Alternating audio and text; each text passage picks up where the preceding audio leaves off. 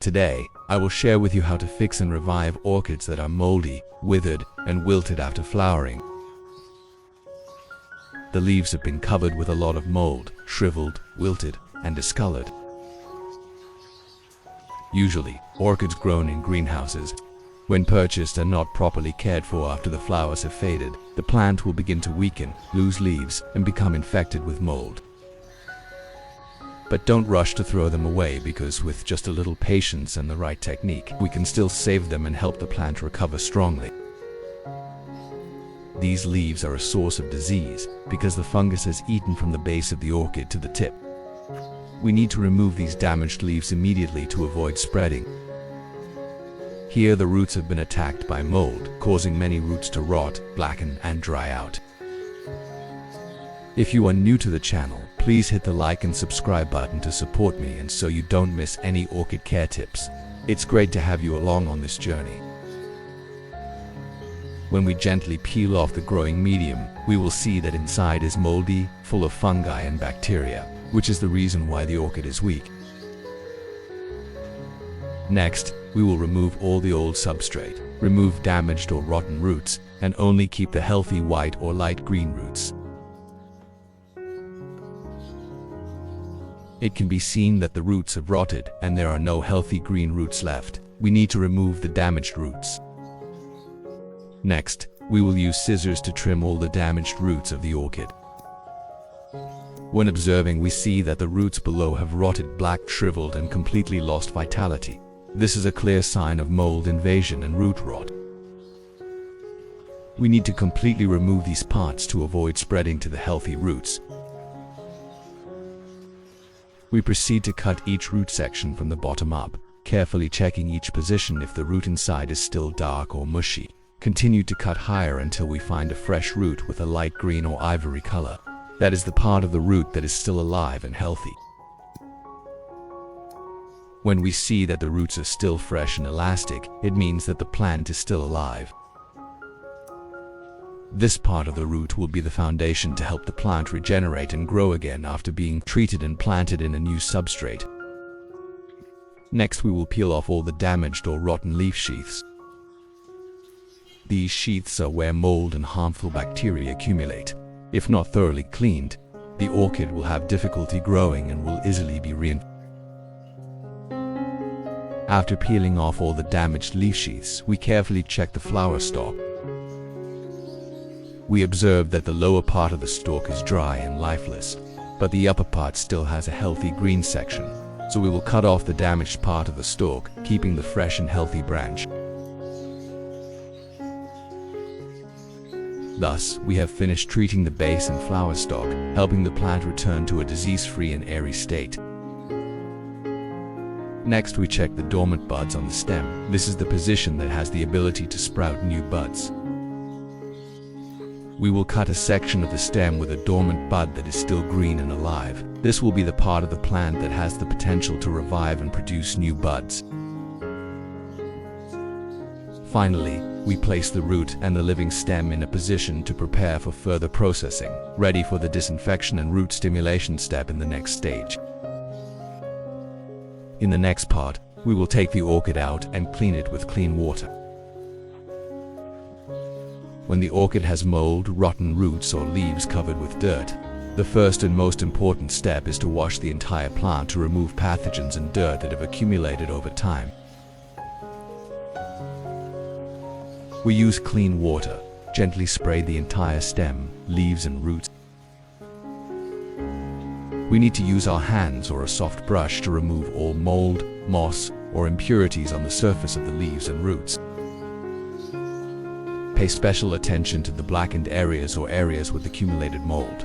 This is where bacteria and mold reside and spread throughout the plant. What country are you watching this video from? Leave a comment to let me know. It's great that we can connect and chat with each other from all over the world. After preliminary cleaning, we rinse the orchid with clean water again, helping to completely wash away any remaining dirt and mold. Thus, we have completed the first cleaning step for the orchid. At this point, the plant is clean, airy, and ready for the next steps of disinfection and restoration. Next, we will use a sharp and clean stamp knife to completely treat the damaged spots on the orchid stem. We neatly cut off the damaged or rotten part, helping the wound to be ventilated and heal faster. The dormant eye is still very healthy and has the potential to grow. This dormant eye is the new source of life to help the orchid revive. Next, we also completely cut off the old flower buds. Once we have removed all the excess and damaged parts, the roots and base of the orchid will be released, helping the plant to concentrate nutrients to regenerate new roots and new buds. Next, we will prepare a clean container to mix the orchid care solution. Then, we pour 1000 milliliters of clean water into the container. Do you grow any orchids? Comment below, so I can build an in-depth care guide video specifically tailored to the characteristics and needs of that orchid. Next, we will prepare the next ingredient, baking soda. Baking soda contains natural antibacterial and antifungal properties and also helps repel insects, while stimulating the regeneration and growth of orchids very effectively. Take a teaspoon of baking soda and put it in the prepared clean water tank. After adding it, we will stir well so that the baking soda dissolves completely in the water, forming a homogeneous solution. In the next step, we will prepare a clean glass cup.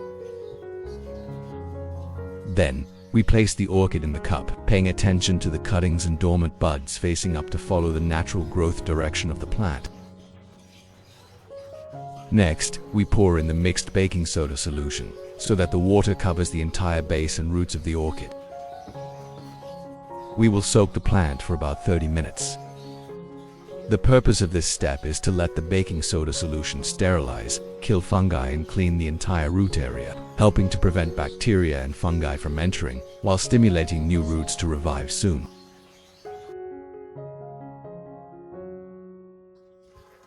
In the next step, we will take out the moss and soak it in the remaining baking soda solution. The purpose of this is to sterilize and disinfect all the moss, helping to completely remove mold, bacteria or insects that still exist in the substrate. After soaking thoroughly in the solution, we let the moss soak for about 1 hour so that the baking soda can penetrate deeply and exert its antibacterial effect completely. In the next step, we will prepare the ingredients for orchid care, and today's main ingredient is garlic.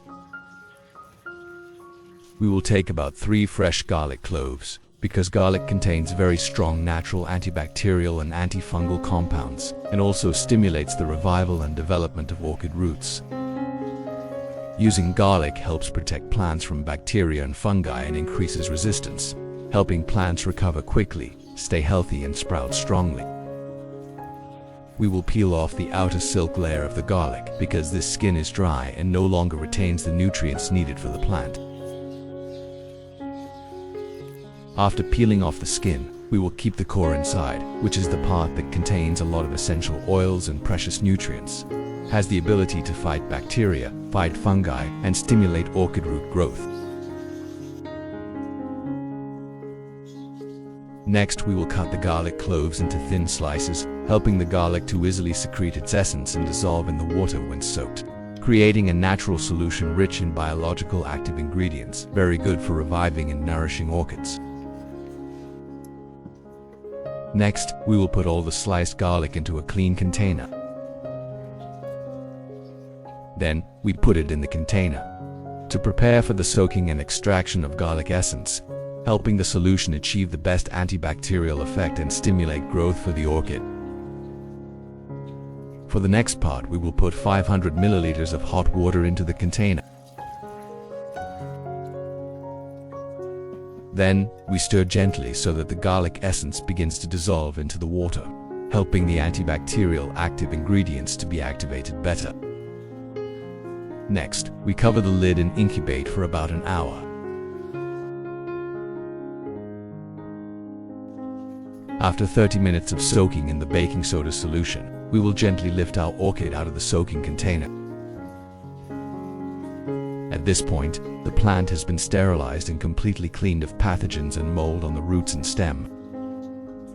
After an hour, our garlic essence has completely dissolved into the water, and the water has cooled down a bit.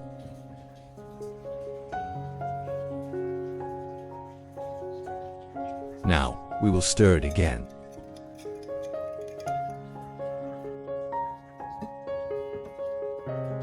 Then use a sieve or fine filter to filter out all the garlic residue. There, we only keep the clear water, which is the pure garlic essence that we will use to care for the orchid later. For the next part, we will take the jar of ginger GR that we have incubated and fermented for about 3 months before at this time. The nutrients in the ginger have completely permeated and reached the highest purity. Then, we will pour out about 2 teaspoons, equivalent to 5 cc or 5 milliliters, and then mix this ginger GR with the garlic water that we have just filtered.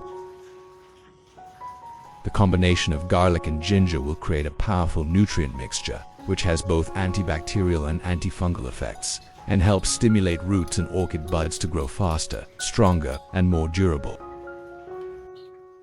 In the next part, we will add 500 milliliters of clean water, purified water, to dilute the mixture of GE ginger and garlic. Then, we stir well, helping the nutrients in ginger and garlic to blend completely into the water, forming a natural liquid fertilizer solution. For the next part, we will put the orchid stem and orchid cuttings in. Then take a soft cotton pad and soak it evenly in the GE ginger and garlic nutrient solution. This is a mixture that has been blended into a natural liquid fertilizer, rich in antibacterial and growth stimulants. Next, we will gently wipe the entire surface of the orchid stem and roots, helping to remove mold, dirt, and bacteria that are still on the plant. When cleaned and absorbed, the orchid will easily penetrate the tissue surface and recover quickly. After wiping, we put the plant outside to prepare for the next step of processing and planting. Next, we will prepare a clean container, then place the entire orchid root or orchid cutting inside. Next, we pour the garlic nutrient solution and ginger GE that we have mixed into the container, so that the amount of water is enough to cover the base and roots of the orchid. This mixture has strong antibacterial and antifungal effects, and at the same time stimulates the orchid roots to recover and sprout quickly. We will soak the orchid in the solution for about 25 minutes so that the natural nutrients have time to penetrate deep into the root tissue and stem, helping the orchid to fully absorb the recovery energy and grow healthily again.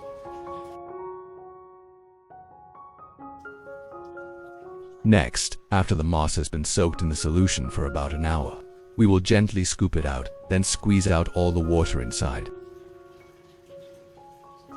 At this point, the moss has been completely disinfected and antifungal, and can be used to plant or cover to keep the orchid roots moist without worrying about mold or harmful bacteria. Next, after soaking the orchid and cuttings in the GE ginger garlic solution for 25 minutes, we will gently take the plant out. At this time, the GE ginger and garlic water has exerted its antibacterial, antifungal, insect repellent effects, and at the same time stimulated the roots and young shoots of the orchid to spring up faster, helping the plant grow healthily and recover well. After just a short soaking time, we can see the dormant buds begin to wake up. The roots are plump and noticeably fresher. That is a sign that the orchid is being awakened. After taking it out, we place the plant in a dry, airy place to drain completely, preparing for the next step of planting and recovery. Next, we will put the orchid in and take the prepared jar of cinnamon powder. We take a small amount of cinnamon powder, then sprinkle it lightly on the cuts and wounds on the stem and roots of the orchid. Cinnamon powder is a natural ingredient with strong antibacterial and antifungal effects, while helping wounds dry and heal quickly, preventing the invasion of fungi during the recovery process of the plant. After thoroughly disinfecting with cinnamon powder, we place the plant in a cool place, wait for the cuts to dry completely, then continue with the next step of planting and caring. Next, we will prepare a plastic box. We can use used household tools, as long as the box is still sturdy and clean. On the body and lid of the box, we punch a few small holes to create ventilation, help drain water and circulate oxygen, ensuring the environment inside is always dry and cool for orchid roots to grow. After preparing, we spread a thin layer of moss on the bottom of the box. This moss layer will help keep the roots gently moist. When the orchid has been sterilized and the cuts are completely dry, we gently place the plant in the box so that the orchid roots are in even contact with the moss layer. With the orchid cuttings, we also place them parallel or in a separate corner of the box, helping the young plant and the mother plant both have space to grow. Next, we cover the surface with a thin layer of moss, covering the base and roots do not compact, so that the orchid roots still have air circulation.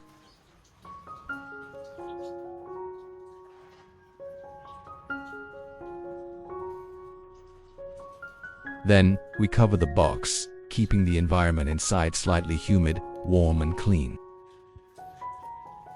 This method helps us create a mini greenhouse for orchids, which is ideal for stimulating root growth and plant recovery after disease treatment. Every day, we observe the moss layer. If it is dry, spray a light mist on the surface to maintain stable humidity. Finally, we place the orchid box outside in the garden, in a shady, airy place with gentle light, helping the plant photosynthesize naturally and grow sustainably.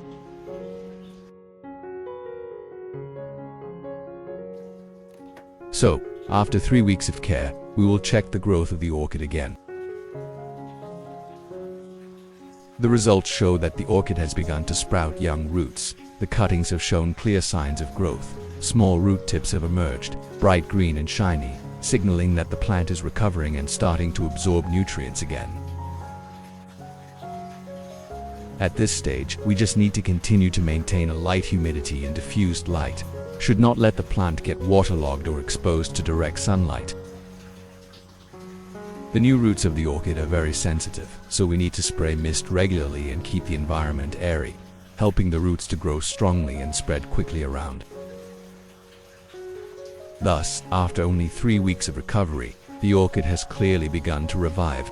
The roots have sprouted, the cuttings have turned green again and sprouted. We will continue to care for the orchid according to the current regime so that the orchid can develop stably, healthily and grow sustainably in the next stage. In the next stage, we will maintain the regular misting to keep the orchid moist. Every week, if we observe that the substrate in the pot is dry, we will spray a light mist to add the necessary moisture for the plant. Misting helps maintain a stable, humid environment around the roots, supporting the process of absorbing nutrients and promoting stronger plant growth. After spraying, cover the box or pot to keep the humidity stable inside. Then continue to place the plant in a cool, airy place with light diffused light.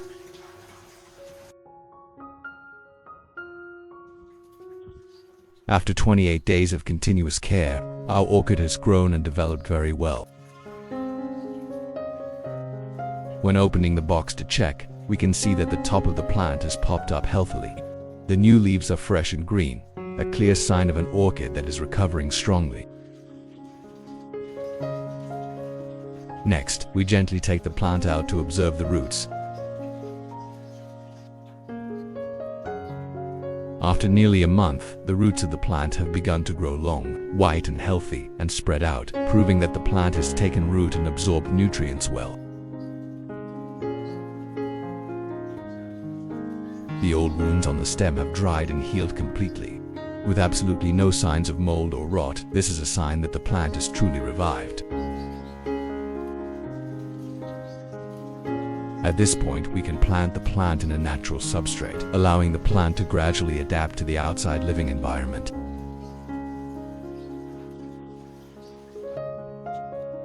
In the next pot, we will take the orchid out and replant it in 2 small pots so that the plant has suitable space to grow. First, choose a pot with good ventilation and drainage holes at the bottom. This is very important to help the orchid roots not be waterlogged and always have the necessary ventilation to grow healthily.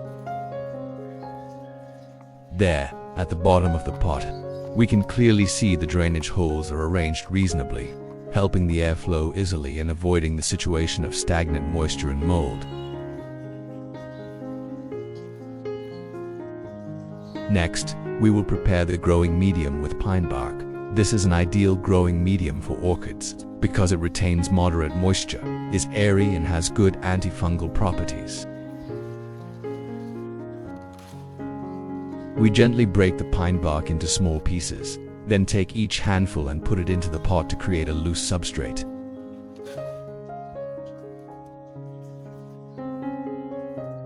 Next, we will put a thin layer of moss at the bottom of the pot.